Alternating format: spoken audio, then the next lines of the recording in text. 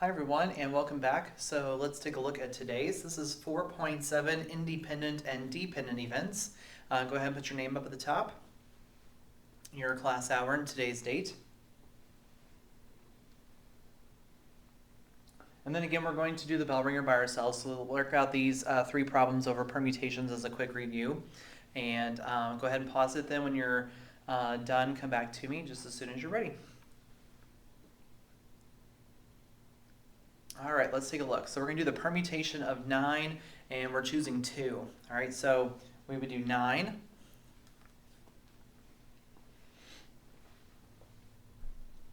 NPR 2. So that's 9. NPR 2, and we should get 72. Okay, number 17. We have 5, and we're supposed to choose 5.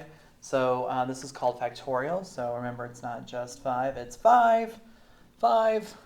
It's excitement. Yes, math is exciting. All right, so 5 factorial. So 5 factorial. Remember, that's on the same menu. So 5 factorial is 120. All right, same thing here. We have 7 factorial. So it's not just 7, it's 7. 7. So we have 7 factorial, which is 5,040. All right, there we go. All right, so there's a little quick review on permutations. All right, some of that kind of spills over into this one. Sort of, not really, just depends. Let's take a look. All right, so let's go ahead and move on to the actual lesson for today. So today we're going to look at independent and dependent events, and it's exactly as it says. Some things are independent, meaning it's not going to matter what's going on, whereas other events do depend on something else to occur. All right, so for this one, we're going to find the probability of independent events. Find the probability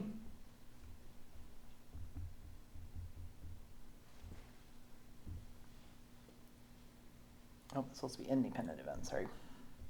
Oops. Find the probability of independent events.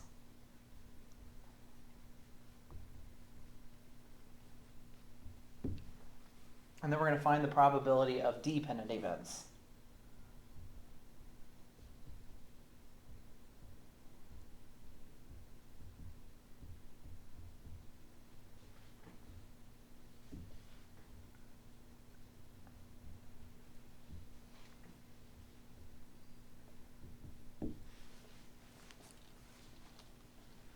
Okay, so we're going to find the probability of independent and dependent events.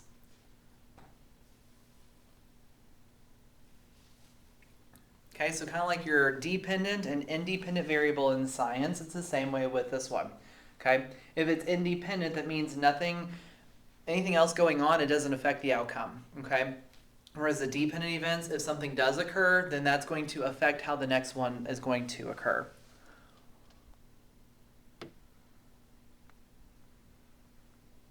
Okay, and there's where all that is. All right, and your symbol, so it's going to be the probability of A times the probability of B, which is what we've been working on. All right, there's a couple of different ways to do these. So I'll kind of show you one, and then we'll kind of go from there. You guys know I try to cut corners wherever I can, so I'll try to make this as easy as possible. All right, so it says one letter is selected and the spinner is spun. What is the probability that both will be a vowel? All right, so first we need to make a tree diagram. All right, so the first one would be G, B, E, and A. G, B, E, and A. And then after getting one of those from the tiles, all right, it's like Scrabble tiles. So once I draw one of those out, then I'm going to spin the spinner, and I would have 3 different more outcomes. So I would have an A, a B, or a C. A, B, or C. A, B, or C. And again, A, B, or C.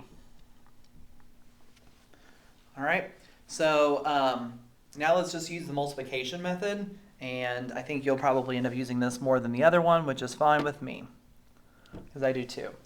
All right, so there's 4 outcomes, and 3 outcomes. So 4 times 3 makes 12. So there's 12 outcomes.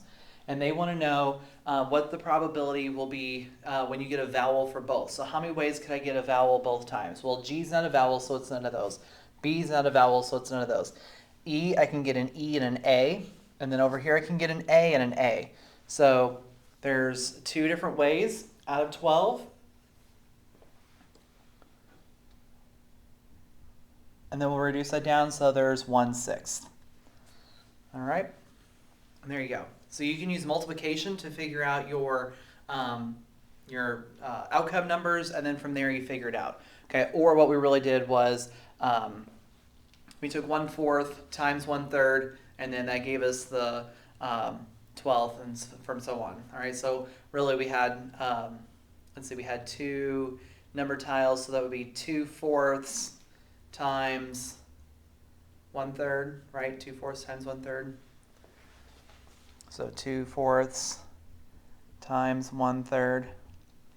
That would be, no, that came out to, oh yeah, that's 2/12, yeah. Okay, that's where we got the 2/12 from. All right, so that's the other multiplication part there on how to do it that way. All right, so let's move on to the next part.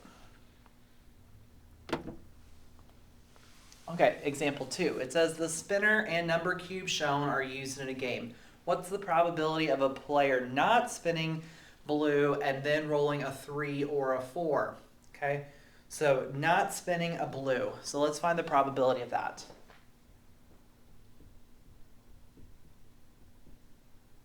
All right, so not blue would be 1, 2, 3, 4. So 4 out of 5. All right. And then we got to roll either a 3 or a 4. So a 3 or a 4 would be 2 chances out of 6. All right, so the probability of 3 or 4, that would be 2 out of 6, which is 1/3. All right, so then we're going to multiply those together. So we're going to do 4/5 times a 1/3, which is 4/15. Okay, so you're just finding the probability of 2 separate things, and then you're putting those together. Those would be independent. What I'm spinning does not affect how I'm going to roll the dice. All right, or vice versa. If I wanted to roll first and then spin, it's not going to matter. All right, everything stays the same. All right, let's try the got a question by ourselves. And let's take a look. It says a game requires players to roll 2 number cubes to move the game pieces. The faces of the number cubes are labeled 1 through 6, so just like normal dice in a board game. And then it says, what's the probability of rolling a 2 or a 4 on the first number cube and then rolling 5 on the second? All right, so let's do this. So we're going to do the probability of 2 or 4 on the first one. So there's 2 ways that you can roll a 2 or a 4 on the first one, right? 2 out of 6. Okay, then I have to roll a 5 on the second, so I need to get a probability of a 5. Well, that's only going to happen 1 way out of 6. So now let's put the 2 together. So we're going to have 2/6 times 1/6. Okay, these can cross cancel, so that's going to go in 3 times here and 1 times there. So 1 times 1 would be 1, and then 6 times 3 is 18. So you have 1/18. That's your probability, 1/18.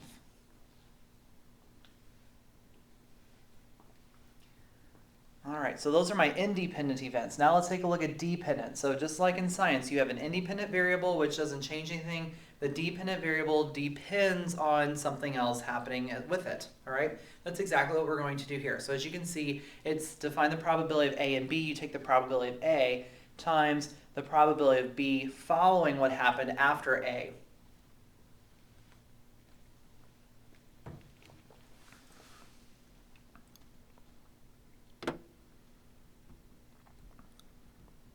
Okay, and I don't know why it's so squished looking, but sorry.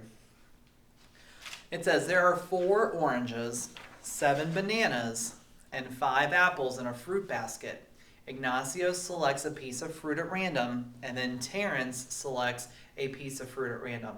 Find the probability that 2 apples are chosen. All right, so for this one, you got to first find the apple. So we're going to do the probability of apple 1. Okay, well, how many ways can I draw an apple? Well, there's 5 apples in my fruit basket. How much total fruit do I have? Well, 7 plus 4 is 11, plus 5 makes 16. Okay? All right, now, so that was Ignacio. Now we need Terrence to select a piece of fruit as well. All right, so now I have to get the apple for him. All right, so apple 2. Okay, we have to start with the original one, which is 5/16, and then we're going to multiply it by his. All right, so for this one, we have to assume, because Ignacio drew something out of the bucket, we don't know what it is, but we're going to assume that he did get an apple the first time. All right, so now, instead of having 5 apples, we only have 4 apples to pick from. And since Ignacio already has his piece of fruit in his hand, that means Terrence only has 15 to pick from. All right, so that's where that one comes in. All right, now we're going to do some cross-canceling here. So we're going to take our 5 with our 15, and our 4 with our 16. All right, so that's 1 times 1, and 4 times 3, which is 12. All right, so only 1/12 of the time will it actually happen where both of them end up getting an apple.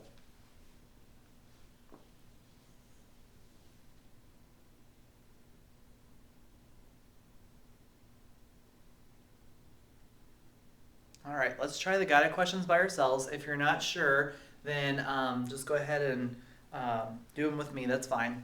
Okay, it says refer to the situation above and find each probability. So we're going to find 2 bananas this time. All right, so for 2 bananas, it's going to happen the first time. So we'll just put B1 for banana 1. All right, so there's going to be 7 bananas and 16 pieces of fruit.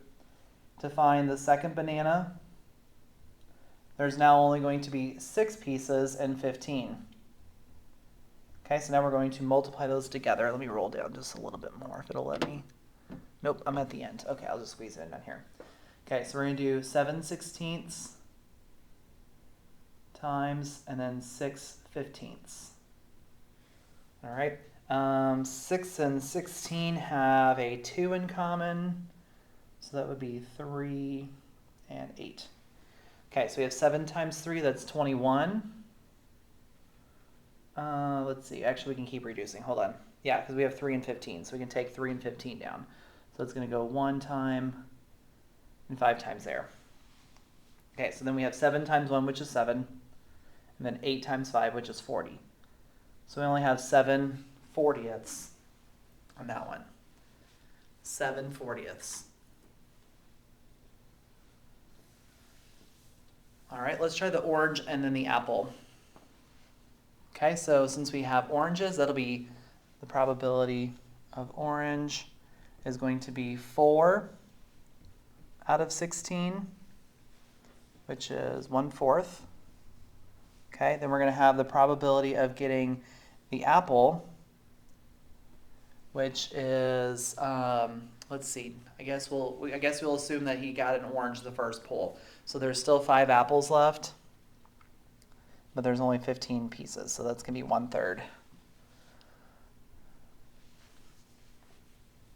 All right, so then we're going to put these together, so we'll have 1/4 times 1/3, and that makes 1/12. All right, so it's the same as last time. All right, so basically anytime you're going to pull 2 things of fruit out, okay, you're going to have a 1 in 12 chance of getting it. All right, highly unlikely, but obviously it's possible.